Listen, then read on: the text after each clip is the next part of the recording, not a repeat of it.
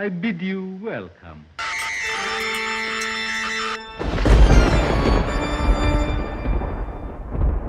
A Nightmare on Elm Street Part 2, Freddy's Revenge. This would be the first of many Freddy Krueger sequels, and this would be the first without Wes Craven in the director's chair. He would return for Wes Craven's A New Nightmare, but he pretty much left the series after the original. However, and this might be a bit of a hot take, I actually like some parts of this better than the original. But before I go into detail on my thoughts, I want to welcome someone onto my channel for the first time, a good friend of mine, Esley Greer from Entertainment Fanatic Reviews. Esley, take it away. So I want to thank Ryan Cam for letting me take part in this Nightmare on Elm Street Part 2 Freddy's Revenge movie review.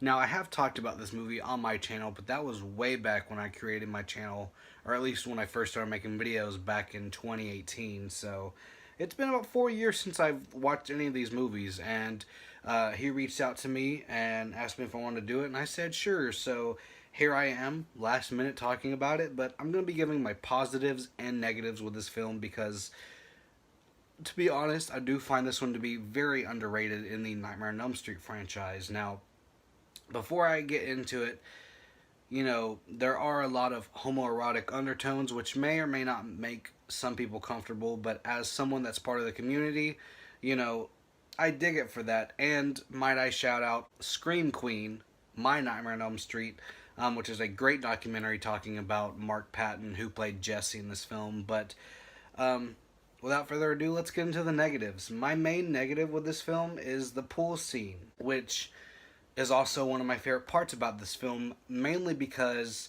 as cool as it doesn't really make sense with the Freddy Krueger lore. Like, why is he in our reality when Jesse didn't bring him out in his dream? It's cool seeing him slash people open and stuff and, kill people and everything, but it just doesn't make sense to me because it just doesn't really, work into the lore. And the relationship between Jesse and his best friend was a wee bit weird.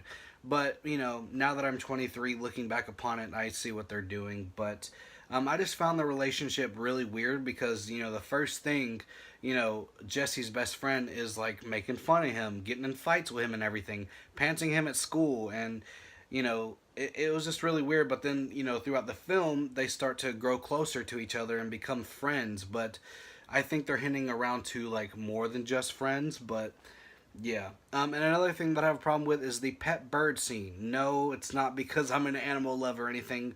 It's just another scene that doesn't make sense with the Freddy Krueger lore. I don't really get it. Maybe the bird was asleep, maybe not. I'm not entirely sure, but it doesn't make sense as to why it blew up. But let's get into the positives with this film.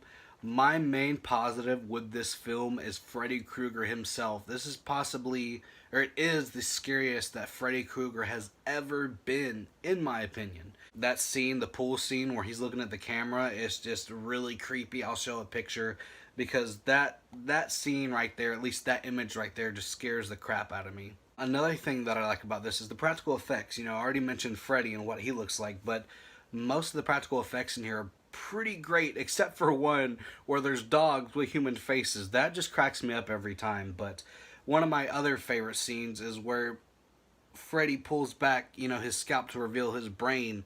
That's a great effect. And then him coming out of Jesse, while that does look a bit dated now, it is one of the best in the film. And another thing, the acting in here is pretty good, especially Jesse, played by Mark Patton. And then Kim Myers, who looks too much like Meryl Streep. It is scary. It's very scary how close they resemble each other. She looks just like Meryl Streep. It's weird. Another thing that I like about this film is, we get to see where Freddy died. We get to see, what led up. We get to see the events that led up to it, and I thought that was pretty great. That within itself makes this film worth seeing, in my opinion. But yeah, with that being said, I'm going to be giving A Nightmare on Elm Street Part 2 Freddy's Revenge an overall grade of a 76%. Back when I reviewed it, I gave it like a 67, so it has gone up in my opinion, and I've always found this one to be underrated.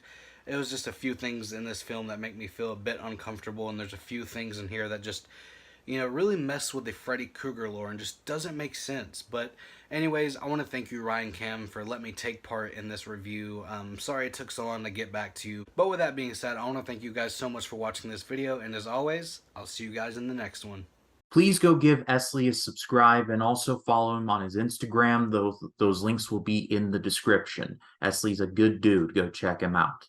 A Nightmare on Elm Street is truly an epic horror movie in every stretch of the word, in every sense of the word. So any sequel was automatically at a bit of a downgrade. But thankfully, Freddy's Revenge, like I said, there's parts of it that I actually like better than the first one. I love the dream sequences in this one. There's one at the beginning, and it involves a school bus full of high school kids, and it involves a cliff.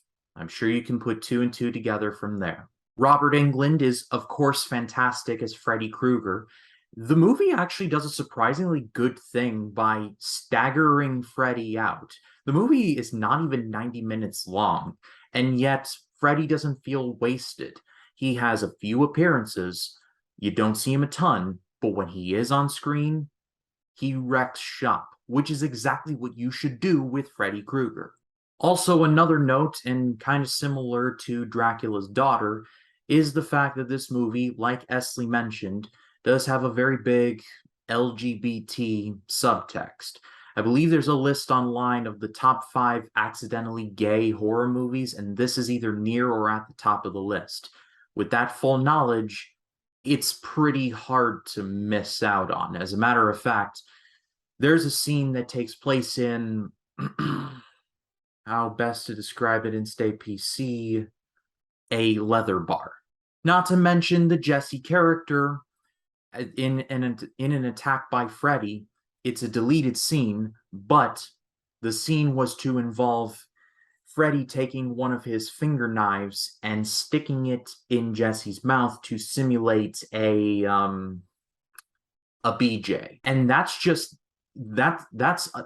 one crazy plot point that didn't make the movie. Another one was the fact that this movie was going to be basically Nightmare on Elm Street crossed over with Rosemary's Baby. Jesse's mom in the movie was supposed to get pregnant and basically give birth to the physical reincarnation of Freddy Krueger.